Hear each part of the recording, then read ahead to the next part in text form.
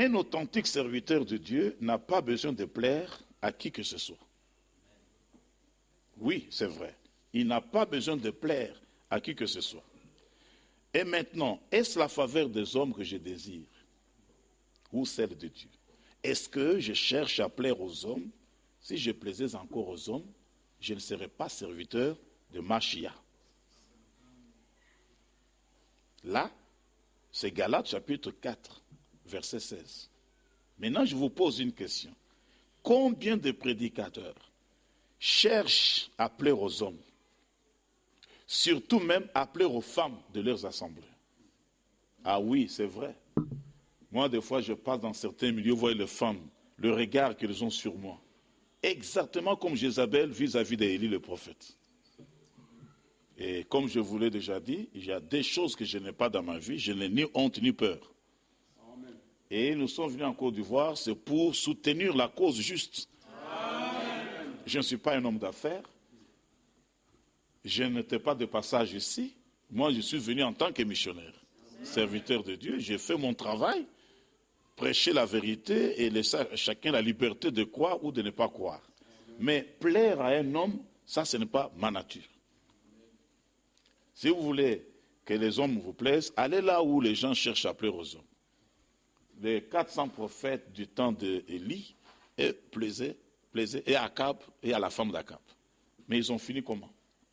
Mais Élie le prophète n'a jamais plu, ni à Akab, ni à Jézabel. C'était fini. Voici le verset que vous ne trouverez jamais dans la prédication mariage et divorce. Et si quelqu'un vous donne ce verset-là, comprenez bien qu'il est égaré. Amen. Parce que si Dieu n'a pas cité ce verset, au moment où il donnait le verset à son prophète, lui-même savait pourquoi. Parce que dans la Bible, il y a des versets qui ont été insérés par l'Église romaine. Amen. D'autres ont été mal transcrits. Et l'ange du Seigneur connaissait cela. Il n'a pas donné ce verset à William Branham. Et vous allez juger par vous-même. Cherchez la prédication mariage-divorce, vous ne trouverez jamais ce verset. Commençons par 1. Matthieu 19, verset 9. Mais je vous dis que celui qui répudie sa femme, sauf pour cause d'infidélité, qui en épouse une autre, commet un adultère. C'est un faux verset. Amen. Un homme ne peut pas commettre adultère tout simplement parce qu'il a répudié sa femme, il a épousé une autre. Nous avons le roi Assuérus, qui avait répudié sa femme, la reine Vasti, qui a épousé Esther. Avait-il commis adultère? Non. Mais c'est un verset qui est dans la Bible. Je le déclare faux au nom du Seigneur. Amen. Deuxième verset, Marc chapitre 10, versets 11 et 12. Il leur dit, celui qui répudie sa femme qui en épouse une autre commet adultère à son égard. C'est faux encore. Là, ce sont les Romains qui ont ajouté ce verset. Un autre faux verset, Luc chapitre 16, verset 18. Quiconque répudie sa femme et en épouse une autre commet un adultère. Ça encore, c'est faux. Il faut oublier ce verset-là. Dieu sait pourquoi il ne les a pas donnés à son prophète. Un autre grand faux verset, 1 Timothée chapitre 3, verset 2. Il faut donc que l'évêque soit irréprochable, mari d'une seule femme. Faux. Amen. Il allait être mari de cette femme. Pourquoi? Il y en a même qui disent non, parce qu'on n'a pas les textes originaux. Mais si c'est le cas, mais prenons aussi ça. Luc 16, 18. Enfer éternel. Matthieu 25. Il est dit, retirez-vous, allez dans le feu éternel. Frère Branham dit, il n'y a pas un feu éternel. Ce qu'on a mis comme éternel, en grec c'était aion. C'est-à-dire pour toujours. C'est-à-dire des années, et pas éternellement.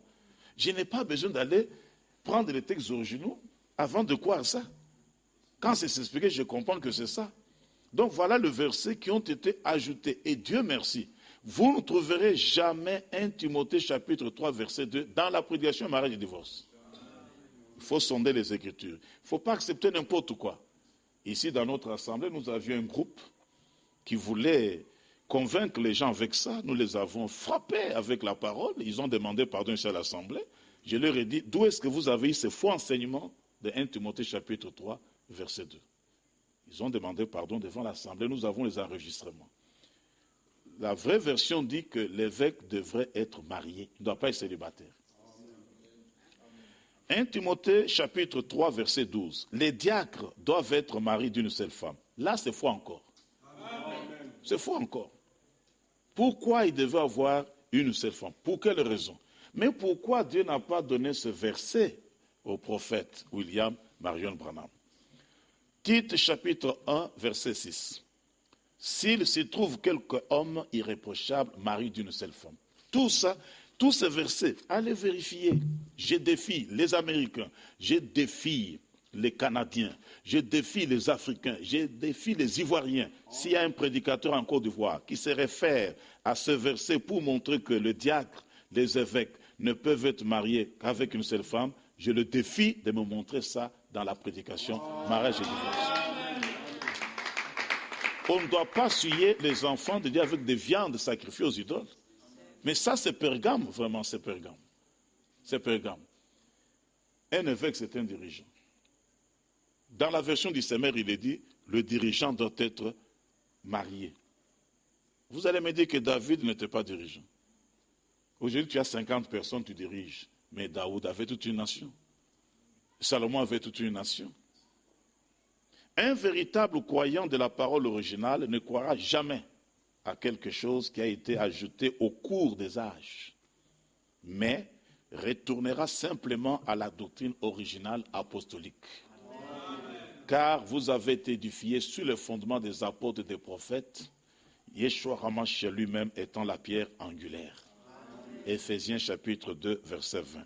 Donc, les spéculations n'ont aucune place dans la véritable Église, car Dieu a parlé. Il demeure très superflu de constater que même les grands prédicateurs, censés répéter le ainsi dit le Seigneur, s'amusent à prêcher des spéculations, opposant et disloquant ainsi les Saintes Écritures, tout simplement parce qu'ils veulent que les hommes disent du bien d'eux. Malheur à vous, lorsque tous les hommes diront du bien de vous, car c'est ainsi qu'agissait leur Père à l'égard de faux prophètes. Luc chapitre 6, le verset 26. J'aimerais vous dire que chaque berger est libre. Toutefois, chacun est libre de croire ce qu'il pense être juste. Et chaque berger est libre de donner à son troupeau la nourriture de son choix. Je peux vous donner la citation, le paragraphe 8 de la prédication mariage-divorce. William Branham dit, si vous ne le comprenez pas de la façon dont je l'enseigne, eh bien, c'est votre droit en tant que ministre, en tant que berger, et je respecte ce que vous croyez. Le mariage des ministres de l'Évangile. Comment un prédicateur peut se marier? Ça aussi, les gens ne sont pas enseignés, mais ils ont des assemblées qui dirigent. Paragraphe 221. Aucun ministre de l'Évangile ne peut épouser une veuve. Saviez-vous cela? Voulez-vous le lire? Très bien. Prenez Lévitique 21, 7 et Ézéchiel 44, 22. Et vous y verrez que le sacerdoce ne devait pas épouser une femme qui avait été touchée par un homme. C'est le type de l'épouse vierge de Jésus-Christ, parce que les sacrificateurs, les fils d'Aaron, c'est eux qui manipulaient le feu de Dieu. Nous n'avons pas le temps de tout lire si nous voulons sortir avant midi. Il nous reste encore 20 minutes. L'Église du Dieu vivant est la parole de Dieu pure et sans mélange et non une dénomination qui a été manipulée par l'homme. Salomon pouvait épouser n'importe quelle femme qui n'était pas mariée. Il pouvait épouser n'importe quelle femme qu'il voulait. Un sacrificateur pouvait seulement épouser une femme qui était vierge. En Côte d'Ivoire, qui enseigne ça? Les gens contournent ça, ils ne peuvent même pas lire parce que chacun sait comment il s'est marié. 254, par exemple, David. Il avait épousé, comment s'appelait-elle? Abigail. Abigail était devenue l'épouse de David. C'était un roi, pas un sacrificateur, vous voyez? Alors il s'est marié, normal. 255. Mais un sacrificateur ne pouvait pas faire ça parce qu'il aurait touché ou pris pour épouse une femme qui avait déjà été l'épouse d'un autre. J'ai vu le pasteur encourager les prédicateurs à mal se marier dans ce message. Mais à ce moment-là, c'est le manque même de l'amour. C'est le manque de l'amour. Vous voyez, ce n'est pas correct. Alors on voit par là la virginité de l'Église du Seigneur Jésus-Christ. L'épouse devra être la parole sans mélange. Pas une seule parole qui manque, nulle part. Nous allons vers la fin de cet exposé. Et je terminerai. Et j'aimerais dire que si un prédicateur, là c'est le paragraphe 7, si un prédicateur, parce qu'il y en a qui vont se fâcher, si un prédicateur ou des prédicateurs quelque part, si jamais cette bande leur tombait entre les mains, au cas où nous laisserions sortir cette bande, je ne sais pas ce que l'Église décidera de faire. Ça, c'est une bombe. Quand les gens suivront ça, je ne sais pas ce que l'Église va décider de faire. Je demande à frère Fred d'aller voir le conseil de l'Église avant de laisser sortir cette bande. C'est une bande terrible. Les gens se promènent avec la prédication mariage-divorce sans savoir que c'est du feu. Quant à ceux d'entre vous, d'un bout à l'autre du pays, même en Côte d'Ivoire, qui ont des magnétophones, s'il vous plaît, ne laissez pas sortir la bande avant d'avoir eu des instructions des frères Sotman là-dessus. Paragraphe 8. Bon, si on devait la laisser sortir, qu'un de mes frères dans le ministère, ou un chrétien quelque part, ne soit pas d'accord avec les choses que je dis sur ce sujet, j'espère que vous ne critiquerez pas cela. Si vous ne le comprenez pas de la façon dont je l'enseigne, eh bien, c'est votre droit. En tant que ministre, en tant que berger, je respecte ce que vous croyez. Nous sommes revenus au paragraphe 8. Paragraphe 323. Je le dis maintenant, pour que les frères dans le ministère comprennent ceci. Ceci s'adresse uniquement à ceux qui suivent ce message. Amen. Vous voyez pourquoi les dénominationnels ne peuvent pas croire ça. Ceci s'adresse uniquement à ceux qui suivent ce message. Donc, vous ne croyez pas, vous êtes libre, vous êtes dénominationnel. Paragraphe 324. Oh, il pose la question, êtes-vous heureux? Amen. Et l'assemblée de Frère Branham dit Amen. Il dit, je vous ai dit la vérité. Ainsi dit le Seigneur d'un bout à l'autre. Maintenant, vous allez ne pas croire quoi dans ce que je viens de voir avec vous tout à l'heure. Laissez-moi vous dire, chers frères et sœurs, voilà en quelques lignes le résumé de la prédication, le mariage et le divorce. Cette prédication met chaque berger devant ses propres responsabilités. Nous ne véhiculons pas les spéculations, mais le ainsi dit le Seigneur.